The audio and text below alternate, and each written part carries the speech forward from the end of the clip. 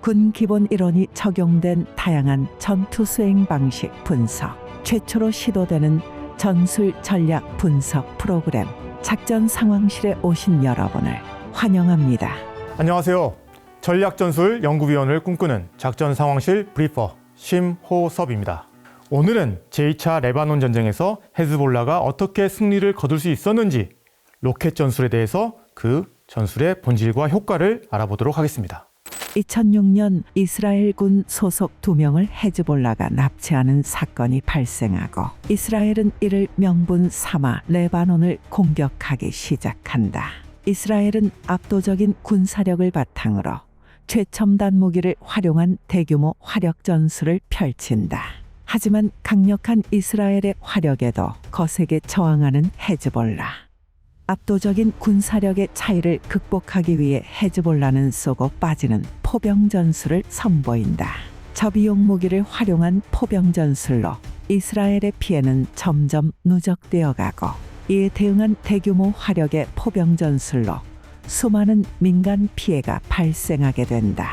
그로 인해 거세지는 국제적 비난에 이스라엘은 결국 철수를 결정하게 된다. 무기 체계와 그에 맞는 전술적 운용의 중요성을 보여준 전쟁 The Second Lebanon War 작전 상황실 브리핑 지금 시작합니다. 헤즈볼라에게 굴복하지 않는 강한 전사의 이미지를 안겨줬던 이 전쟁은 2006년 7월 12일 헤즈볼라가 국경을 넘어 이스라엘 병사 2명을 납치하면서 발발했습니다. 34일간의 전쟁 끝에 유엔의 중재로 정식 휴전이 발효되었으며 이스라엘군은 철수하게 되죠. 헤즈볼라는 스스로 완벽한 승리를 거두었다라고 평가를 했습니다. 이스라엘 역시도 우리 군은 통렬한 실패를 겪었다라고 인정을 했죠. 보통의 포병전은 대부분 대규모의 화력을 한 번에 압도적으로 구사해서 상대를 제압하는 방식이었다면 오늘 소개할 포병전은 이와는 달리 찌끔찌끔 지속적이고 분산된 형태의 모습을 보여줍니다. 먼저 헤즈볼라의 전략적 목표는 명확했습니다. 첫째, 이스라엘 안에 있는 수감자의 석방을 관철시키는 것이었고요. 둘째, 세바 농장 탈환을 명분으로 내세웠습니다. 세바 농장은 오랜 시간 동안 레바논과 시리아의 분쟁 지역이었었는데요. 어느 순간 이스라엘이 여기를 완전히 가져와 버립니다. 따라서 세바 농장의 탈환은 헤즈볼라뿐만 아니라 레바논의 국가적 사명이었던 것이죠. 그리고 마지막으로 이 지속적인 저항을 보여줌으로써 레바논 내의 정치 기반과 영향력을 유지하려는 목표가 있었습니다. 따라서 헤즈볼라의 목표는 군사적으로 뭔가를 달성하겠다라기보다는 전략적이고 정치적인 어떤 그런 목표였던 거죠. 이스라엘 후방의 민간 사회를 지속적으로 위협해서 도시 기능을 마비시키고 주민들의 대피와 피난을 유발하여 정치적 압박을 가하는 것이 이에 따라 주요 목표가 됐습니다. 실제로 이스라엘에 로켓이 떨어진 지점입니다. 어떤 생각이 드시나요? 피곤하겠죠? 주민들이 두렵겠죠? 피난을 가겠죠? 이런 걸 통해서 여론을 움직여서 정치적 압박을 가하는 것이 주된 목적이 될 것 같습니다. 또한 전쟁 내내 우리는 꾸준히 로켓을 발사할 수 있다는 존속성 그리고 지속적 발사 능력을 강조함으로써 우리는 굴복하지 않는다라는 서사를 만드는 데도 주력했습니다. 압도적인 전력의 불균형, 이를 극복하기 위한 헤즈볼라의 작전 계획과 무기체계 구성은 어땠을까? 어떤 전술을 구사했을까요? 너무 명확해지죠. 보통은 3,000발, 4,000발의 로켓이나 포가 있다면 하루에 엄청난 양을 가해서 충격과 공포를 줄 텐데 헤즈볼라 같은 경우는 전쟁 전반에 걸쳐 하루에 100발의 안팎의 로켓을 꾸준히 발사하는 전술을 구사합니다. 그렇다면 과연 헤즈볼라는 어떻게 이 전술을 운용할 수 있었을까요? 먼저 무기를 살펴보겠습니다. 헤즈볼라는 전쟁 발발 시점에 약 1만 5천 발 규모의 로켓과 미사일을 보유하고 있었던 것으로 보입니다. 당시 34일의 전쟁 기간 동안 약 4,000발을 발사했는데요. 하루 평균 100발에서 150발의 규모였습니다. 이들 중 95%는 최대 30kg의 탄두를 탑재하고 최대 30km로 비교적 짧은 사거리를 가진 122mm 카츄샤 포병 로켓이었습니다. 약 23%는 도시 지역에, 나머지는 개활지에 떨어졌습니다. 자, 그렇다면 이런 의문이 들 수 있죠. 이스라엘이 헤즈볼라의 로켓 발사 지점을 공격하면 되지 않느냐. 하지만 헤즈볼라는 발사대를 쉽게 드러내지 않았습니다. 흔히 말하는 자연 보호구역에 로켓을 은닉했는데요. 로켓 발사대는 트럭이나 밴, 임시 발사대 형태로 위장을 했고요. 종종 민간 주택 안이나 혹은 그 옆에 과수원, 이런 골목길, 이런 곳들에 숨겨져 있었습니다. 심지어 일부는 지하시설이나 강화된 은닉지 내에 숨겨져 있었습니다. 그리고 원격 점화나 타이머를 이용해서 발사하기도 했죠. 즉, 발사 지점 자체가 워낙 은폐와 위장으로 보호되어 있었기 때문에 이스라엘이 정밀 타격을 가해도 지속적인 발사 능력을 완전히 차단하기 어려웠던 것입니다. 그렇다면 헤즈볼라는 이 포와 로켓을 어떻게 쐈을까요? 운용 방식은 철저하게 분산되고 은폐된 형태였습니다. 헤즈볼라는 소규모 전투단위, 이른바 셀을 편성해서 로켓을 자율적으로 운용을 하게 했죠. 그리고 발사 직후에는 즉시 위치를 벗어나서 슛 앤 스쿠트, 쏴! 도망쳐! 이 전술을 구사했습니다. 슛 앤 스쿠트 전술은 목표물에 사격을 가한 뒤에 상대방의 대포병 사격으로 피하기 위해서 즉시 자리에서 이동하는 포병 전술입니다. 이를 통해 헤즈볼라는 이스라엘의 대포병 레이더나 이를 통해 이루어지는 대포병 사격에 노출되는 시간을 최소화할 수 있었는데요. 실제로 전쟁 기간 내내 헤즈볼라는 발사 직후에 차량이나 은폐된 진지를 활용해서 빠르게 이동했기 때문에 이스라엘군이 좌표를 확보하고 반격을 가하려고 하면 이미 시간이 늦었습니다. 포대는 사라진 뒤였죠. 거기다가 전통적인 포병 활용 대신 대량의 단거리 비유도 로켓도 활용했는데요. 이 로켓들은 이스라엘 군대를 공격하기보다는 이스라엘의 국가와 국민 그리고 사회를 압박하는 데 더 초점을 맞추었습니다. 전쟁 초반에 이스라엘 공군의 집중 공습으로 중장거리 로켓 전력은 큰 타격을 입었지만 단거리 110mm나 122mm 카츄샤 로켓은 전쟁 후반부까지 이러한 전술로서 꾸준히 이스라엘을 향해 발사를 할 수 있었던 것이었죠. 이러한 결과로 전쟁 기간 내내 북이스라엘에는 약 3,500발에서 4,000발의 로켓이 떨어집니다. 군사적 정밀도는 형편없었어요, 솔직히. 그런데 하루 평균 100발 안팎의 꾸준한 공격으로 이스라엘 사회가 엄청난 심리적 압박을 받게 되는 것이죠. 북부의 대도시 하이파 같은 곳까지 카츄샤 로켓이 떨어지면서 수십만의 주민들이 장기간 방공호 생활을 하거나 피난을 가야 했었고요. 이 북부 지역의 경제활동은 사실상 마비됐습니다. 이는 이스라엘 사회 전체에 피로감을 안겨주었고요. 정치 지도부는 도대체 뭐 하는 거냐? 압박으로 이어졌죠. 헤즈볼라의 로켓 전술에 당황한 이스라엘은 어떻게 대응했을까? 이스라엘도 가만히 있었던 것은 아닙니다. 이러한 위협을 막기 위해 대화력전 체계를 가동했습니다. 2006년 제2차 레바논 전쟁에서 이스라엘군은 헤즈볼라의 로켓 위협에 대응하기 위해서 공군과 포병 화력에 큰 기대를 걸고 있었고요. 그래서 첨단 대화력 체계를 가동했습니다. 그런데요, 이런 기상천외한 헤즈볼라군의 전술 앞에서 기대만큼의 성과를 거두지 못했던 거고 그들의 교리의 한계를 드러내고 말았습니다. 이스라엘군은 납치된 병사들의 송환과 함께 헤즈볼라의 로켓 제거를 이 전쟁의 가장 큰 최우선 과제로 삼았는데요.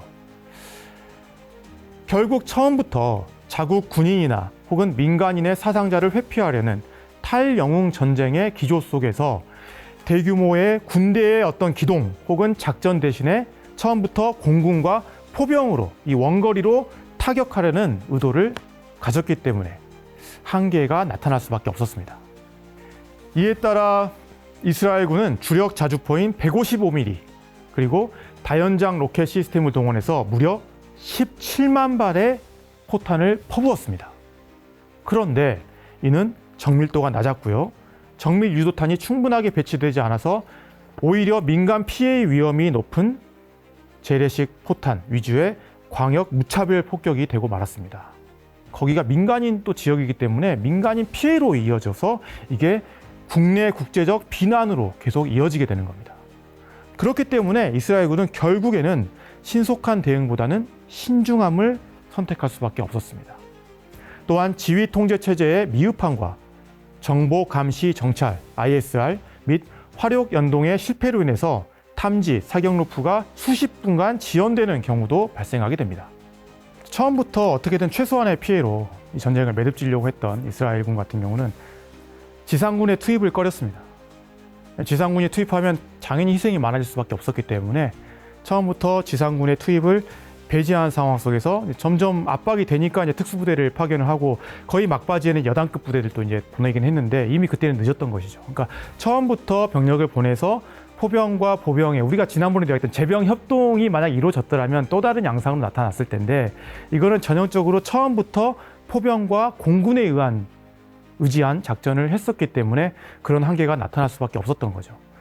그리고 이제 여기 들어간다는 것은 또 한편 생각해 보면 시가전을 이제 감행해야 된다는 겁니다. 지금 로켓 발사대나 로켓들이 다 민간인 혹은 거주 지역에 다 숨어 들어가 있잖아요. 그 말은 뭐냐면 민간인 피해가 유발되고 나의 피해도 엄청나게 유발되는 시가전을 해야 된다는 의미인데 이스라엘군은 그럴 걸 하고 싶지가 않았고 생각도 안 했던 게 문제였던 거죠. 네. 결과적으로 헤즈볼라는 그들의 목표를 계속 달성할 수 있었던 것이죠. 이로 인해서 이스라엘은 막대한 포탄을 쏟아붓고도 군사적인 효과가 미비했던 반면에 패배하지도 그렇다고 이기지도 못한 정말 애매한 상처뿐인 전쟁이라는 냉혹한 평가와 함께 국제사회의 비판 그리고 정치 외교적 부담을 지게 되는 것입니다. 레바논 전쟁의 독특한 전술, 군사적 관점에서 본 특징은 무엇일까? 지킬 것이 많은 나라가 당연히 불리할 수 있죠. 근데 지킬 것이 없는 나라는 더 절박하고 사실 쓸 수 있는 수단도 딱 겉에서 봤을 때는 제한적이라고 볼 수 있습니다.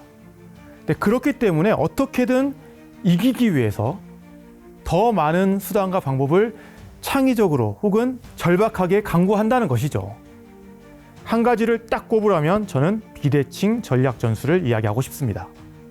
비대칭 전략은 전력이나 자원이나 교리 등에서 불균형한 상대가 정면 대결을 회피하고 상대방의 취약점을 노려 효과를 내는 전쟁 형태입니다. 사전적 의미를 한번 볼까요? 적이 준비를 못했거나 방어하기 어려운 방식으로 싸우는 거라고 나와 있습니다. 미 육군 전략연구소의 보고서에는 군사 및 국가안보 분야의 비대칭성은 자신의 이점을 극대화하고 상대의 약점을 악용하며 주도권을 확보하고 더 큰 행동의 자유를 얻기 위해서 상대와는 다르게 행동하고 조직하고 생각하는 것이라고 정의하고 있습니다. 이는 정치 전략적 혹은 군사 전략적 그리고 작전적이거나 전술적이거나 이 모든 것의 조합일 수도 있는데요. 다양한 방법, 기술, 가치, 수단, 조직, 시간적 관점 이 모든 것들 다 수반합니다. 이건 의도되거나 혹은 비의도된 걸 수도 있어요, 심지어. 그리고 또한 개별적이거나 대칭적인 접근 방법과 또 함께 갈 수도 있습니다. 그리고 심리적, 물리적 차원을 가질 수도 있다라고 말을 하고 있습니다. 애매하죠?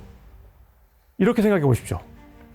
쉽게 말하면 약자가 강자에게 정면 승부를 하지 않고 이걸 피하면서 상대의 취약점을 파고드는 전쟁 방식인 것입니다. 결국 약자 입장에서는 비용과 리스크가 낮은 수단을 사용하면서 상대에게 고비용 구조를 계속 소모시키거나 혹은 무력화시킬 수가 있다는 것이죠. 좀 더 파고 들어가 보겠습니다. 지금 화면에 보이는 것은 비대칭전의 공식이라고 불리우는 표 같은 겁니다. 쉽게 말해 전쟁이 나와 너의 똑같이 맞붙은 정면 승부만 있는 것이 아니라 좀 얍삽하고 비겁하게 보일 수는 있지만 상대방의 약점을 파고드는 여러 가지 비대칭 요소가 합쳐져서 전쟁이 된다는 것입니다. 즉, 이 표에 따르면 비대칭 위협이나 이 위협은 직접 때리는 게 아니라 겁만 일단 주는 거예요. 상대방이 어떤 행동을 못하도록 하는. 그 다음에 비대칭 작전, 실제로 이건 작전입니다. 그 다음에 문화적 비대칭, 이거는 사람의 생각입니다. 생각을 다르게 하자는 거예요. 그리고 비대칭 비용, 이런 행동을 했을 때 어떤 코스트가 있는지, 어떤 비용이 있는지를 생각하는 겁니다. 이 모든 것들이 모여서 비대칭전을 만든다는 공식입니다. 무기와 병력의 어떤 차이가 아니라 비대칭 위협, 비대칭 작전, 문화적 차이, 그리고 비용의 차이라는 이 네 축이 모여서 작은 힘을 가진 사람이 큰 힘을 가진 상대방을 압박함으로써 비대칭전을 만든다는 것이죠. 여러분, 전쟁은 이기는 게 제일 중요한 거 아니겠습니까? 근데 결국 핵심은 어떻게 전쟁에서 이길 것이냐, 혹은 어떻게 내 정치적 목표를 달성할 수 있을 것이냐를 놓고 봤을 때 어떤 방법을 이용하지라고 했을 때 그 방법 측면에서 비대칭전을 해보자는 것입니다. 결국 그 비대칭전을 하려면 뭘 파악해야 됩니까? 상대방은 이런 전력들을 가지고 있고 이렇게 구사를 할 것이야. 그리고 상대방은 문화적으로 이런 생각을 하고 있어. 그럼 어떻게 하면 우리는 상대방의 허점을 노릴 수 있을까라는 거죠. 헤즈볼라는 그런 의미에서 매우 똑똑했죠. 단순히 화력 대결을 하면 어때? 이거는 정면 대결을 하면, 대칭전으로 가면 무조건 지는 게임입니다. 그렇기 때문에 다른 방법으로 해보자. 그리고 상대방의 포병이나 전력을 완전히 부수는 형태가 아니라 다른 형태를 노려보자. 상대방의 문화를 한번 찔러보자. 뭐 이런 거잖아요, 지금. 결국 정치 심리적인 효과를 노리는 것이 본질이라는 것입니다. 즉, 헤즈볼라의 목표는 군사적인 성과보다는 정치적, 심리적 효과를 가져오겠다라는 것이었습니다. 그 결과 이스라엘이 완전히 마비됐던 거잖아요. 비대칭 전쟁에서는 단순히 군사적 대응만으로는 부족하고 결국 어떻게 대응을 하자면 군사, 외교, 대중매체 모든 것들을 다 동원하는 또 통합적인 접근 역시도 필요합니다. 상대가 비대칭으로 나오면 나도 비대칭으로 나가야 되는 겁니다. 하지만 사실상 비대칭 전쟁에 대한 별도의 법 체계는 없습니다. 그래서 사실 강자가 그걸 하면 훨씬 더 효과적일 수 있다는 거죠. 근데 강자는 사실 그런 모험을 할 필요가 없죠. 근데 어떻게 보면 비대칭전은 모험입니다. 그러니까 비대칭전은 정말 없는 사람이 하는 이유가 뭐냐면 이거 말고는 방법이 없기 때문에. 그러니까 통상은 전력을 잘 쌓아 올려가지고 그 전력을 가지고 전쟁을 해야 되는데 그런 게 없잖아요. 그러니까 정말 그런 갈급한 상황에서 여러 가지 것들을 다 써먹어 보는 겁니다. 근데 그러다가 우연치 않게 얻어 걸리는 경우도 있고, 그래서 아까 의도라는 이야기가 있잖아요. 처음부터 의도를 했던 경우도 있는 거고요. 근데 헤즈볼라의 사례는 제가 봤을 땐 처음부터 의도를 했던 것 같아요. 그래서 대단하다고 이야기를 할 수 있었던 거고요. 이스라엘 입장에서는 그 한계가 나타났던 게 바로 이스라엘과 헤즈볼라의 제2차 레바논 전쟁이었습니다. 국가 간 전력 차이로 나타나는 비대칭전. 우리에게 주는 교훈은 무엇일까? 그렇다면 이러한 사례가 우리에게 주는 교훈은 무엇일까요? 우리 역시도 이러한 기상천외한 방법, 즉 비대칭 전략 전술에 대한 대비가 필요하다는 겁니다. 헤즈볼라가 보여준 이러한 쏴! 도망가! 민간인 지역으로 숨어! 은폐! 이런 것들은 우리 한반도 상황에서도 재현될 수 있습니다. 그렇기 때문에 효율적인 대응, 수단, 방법에 대한 고민이 필요하다는 사실을 강조하고 싶습니다. 먼저 정보 감시 정찰 능력을 강화할 필요가 있습니다. 이 당시 이스라엘이 했던 것처럼 단순한 그 컴퓨터의 네트워크에만 의존하면 허점이 생길 수밖에 없다는 거죠. 걸프 전쟁에서 정말 많은 특수부대에 들어가서 실제로 발사대를 찾았던 것처럼, 혹은 최근 이스라엘이 모사드와 같은 여러 가지 정보기관들을 이용해서 실제로 그 휴민트로서 상대방의 자산들을 찾아냈던 것처럼 정말 다양한 인적 자원뿐만 아니라 정찰 드론, 위성, 신호 정보와 같은 정말 다양한 수단들을 이용해서 발사 징후를 미리 포착하는 것이 정말 중요해졌습니다. 이스라엘군의 포병은 제2차 레바논 전쟁 이후에 변화했습니다. 보여주기식의 대량 화력, 소모전에 머물면서 헤즈볼라의 로켓 위협을 제압하지 못했던 그 교훈을 정말 타산지석 삼아서 이후에는 포병을 단순한 화력 수단이 아닌 정보와 기동과 정밀 무기와 통합한 전력으로 재정립시켰고요. 최근에 이스라엘 하마스 전쟁에서 우리는 그 달라진 모습을 목격하고 있습니다. 또한 과거 이스라엘군 같은 경우는 중동 전쟁에서 보여준 것처럼 기동 위주의 군대였고 화력이 보조였습니다. 그런데 그런 이스라엘군이 2차 레바논 전쟁에서는 작전 수행에 있어서 기동을 버리고 화력에만 의존하다 당했던 것이죠. 결국 이스라엘군 같은 경우는 이후에 이러한 실패를 바탕으로 다시 기동과 화력의 밸런스를 찾아갑니다. 기동과 결합되지 않은 포병은 그 효과를 발휘할 수 없다는 것을 깨달았던 것이죠. 그리고 이때 이스라엘이 이제 교훈으로 생각했던 게 있죠.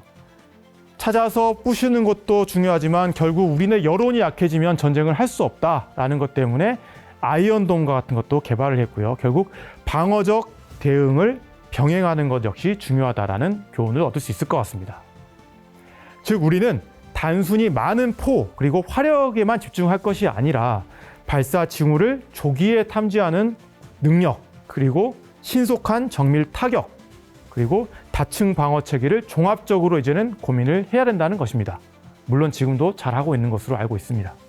헤즈볼라의 사례가 보여주듯이 결국 효율적인 대응 수단이란 탐지, 신속 대응, 그리고 억제까지 이 전 과정을 아우르는 체계적 접근에서 나올 수밖에 없다는 점 꼭 기억해 주시기 바랍니다.